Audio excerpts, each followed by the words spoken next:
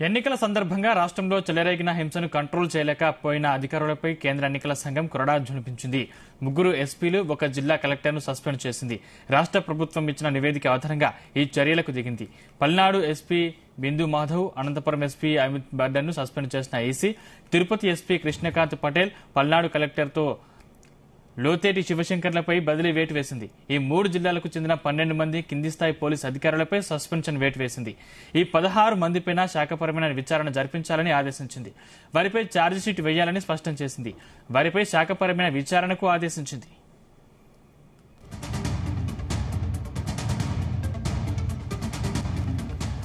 అరవై రోజుల్లోగా విచారణ పూర్తి చేసి తదుపరి చర్యల కోసం సిఫారసులతో నివేదిక ఇవ్వాలని సూచించింది.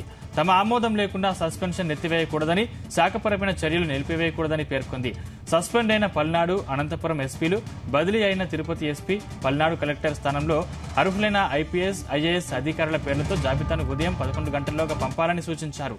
ఫలితాల అనంతరం హింస చెలరేగే అవకాశం ఉన్నందున రాష్ట్రంలో ఉన్న 25 కంపెనీల కేంద్ర సాయుధ బలగాల్ని ఫలితాలు వెలువడిన తర్వాత 2 వారాల వరకు కొనసాగించాలని కేంద్ర హోంశాఖను ఆదేశించింది.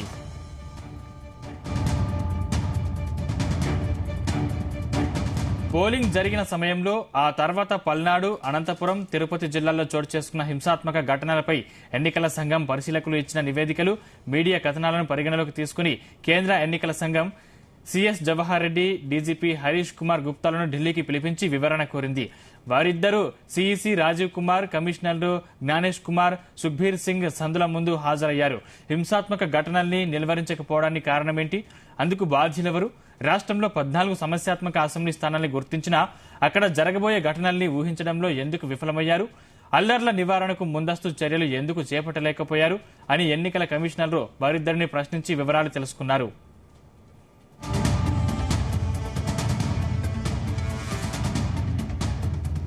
రాష్ట్రంలో పరిణామాలపై ముందస్తు సమాచారం ఉన్నా క్షేత్రస్థాయిలో ఉన్నతాధికారులు నిలువరించలేకపోయారని ఎన్నికల కమిషనర్లు ప్రశ్నించారని సమాచారం.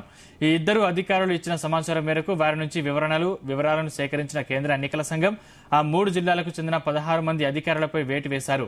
ఇక ఏమాత్రం ఆలస్యం చేయకుండా రాష్ట్రంలో ఇలాంటి ఘటనలు పునరావృతం కాకుండా ఎస్పీలంతా తగిన ముందస్తు చర్యలు తీసుకోవాలని ఈ అధికారులను కమిషనర్లు గట్టిగా ఆదేశించినట్టు వెల్లడించింది.